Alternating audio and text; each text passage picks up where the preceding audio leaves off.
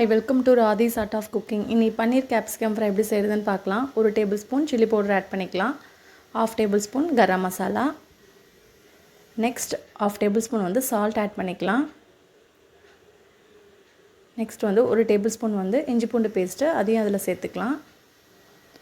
1 tablespoon cornflour அதையும் சேர்த்துட்டு நல்லா கலந்து விட்டு வச்சுக்கோங்க. ஒரு கடாய் எடுத்துக்கோங்களேன், அதில் பட்டர் கொஞ்சம் ஆயில் கொஞ்சம் ஆட் பண்ணிக்கோங்க. ஆட் பண்ணிவிட்டு நல்லா ஹீட் ஆகட்டும். ஹீட் ஆனதுக்கப்புறமா ஒரு பச்சை மிளகாவை சின்ன சின்னதாக அரிஞ்சு அதையும் அதில் சேர்த்துக்கோங்க. உங்களுக்கு தேவைன்னா காரத்துக்கு அளவுக்கு சேர்த்துக்கோங்க. நெக்ஸ்ட்டு வந்து நல்லா வதக்கி விடுங்க. அதுக்கப்புறமா வெங்காயத்தை பொடிசாக அரிஞ்சு அதையும் அதில் சேர்த்துக்கோங்க. நான் 2 வெங்காயத்தை பொடிசாக அரிஞ்சு எடுத்திருக்கேன். நல்லா வதக்கி விடுங்க. ஒரு லைட் ப்ரௌன் வந்ததுக்கப்புறமா நம்ம வந்து இஞ்சி பூண்டு பேஸ்ட் ஆட் பண்ணிக்கலாம். நான் 2 டேபிள் ஸ்பூன் வந்து இஞ்சி பூண்டு பேஸ்ட் ஆட் பண்ணுறேன். அதையும் சேர்த்துட்டு நல்லா வதக்கி விடுங்க.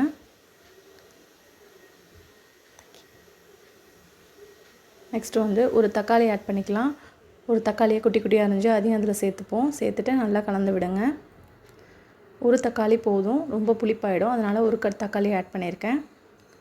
கொஞ்சமாக சால்ட் ஆட் பண்ணிக்கோங்க, சீக்கிரமாக வதங்கிடும்.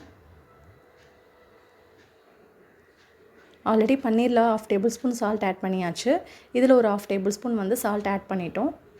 ஆட் பண்ணிவிட்டு நல்லா வதக்கி விடுங்க. வெங்காய தக்காளி நல்லா ஒன்றா ஆனதுக்கப்புறமா நெக்ஸ்ட்டு வந்து இதில் ஒரு டேபிள் ஸ்பூன் வந்து சில்லி பவுடர் ஆட் பண்ணியிருக்கேன்.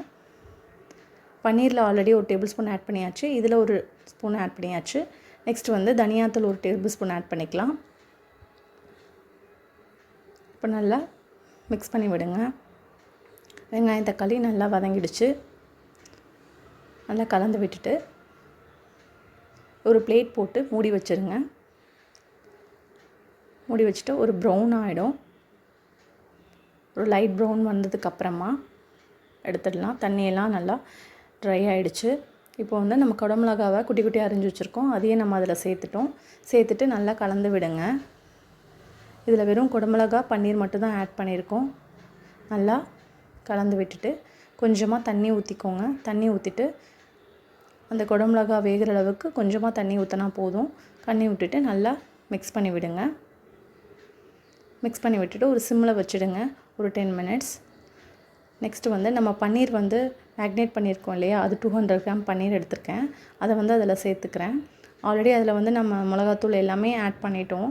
அதில் எதுவுமே ஆட் பண்ண வேணாம். சால்ட்டும் ஆல்ரெடி நம்ம ஆட் பண்ணியாச்சு. ஸோ மொத்தமாக எல்லாத்தையும் மிக்ஸ் பண்ணி விடுங்க. அவ்வளோதான். ஒரு பிளேட் போட்டு மூடி வச்சுட்டிங்கன்னா ஒரு 10 மினிட்ஸில் ஃபுல்லாக ட்ரை ஆகிடும்.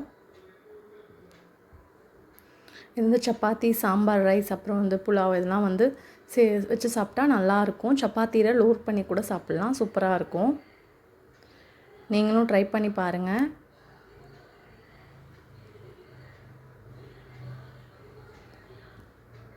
அவ்வளோதான். ஒரு பிளேட் போட்டு மூடி வச்சு ரெடி ஆகிடுச்சு. ஒரு சூப்பரான பன்னீர் கேப்சிகம் ஃப்ரை ரெடி.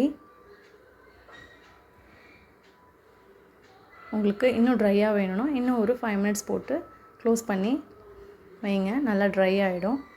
ஒரு சூப்பரான கேப்சிகம் பன்னீர் ஃப்ரை ரெடி. நீங்களும் ட்ரை பண்ணி பாருங்கள், சூப்பராக இருக்கும். இந்த வீடியோ பிடிச்சிருந்துச்சுன்னா லைக் பண்ணுங்கள், ஷேர் பண்ணுங்கள், சப்ஸ்கிரைப் பண்ணுங்கள். மறக்காமல் பெல் ஐக்கானை கிளிக் பண்ணுங்கள். தேங்க்யூ.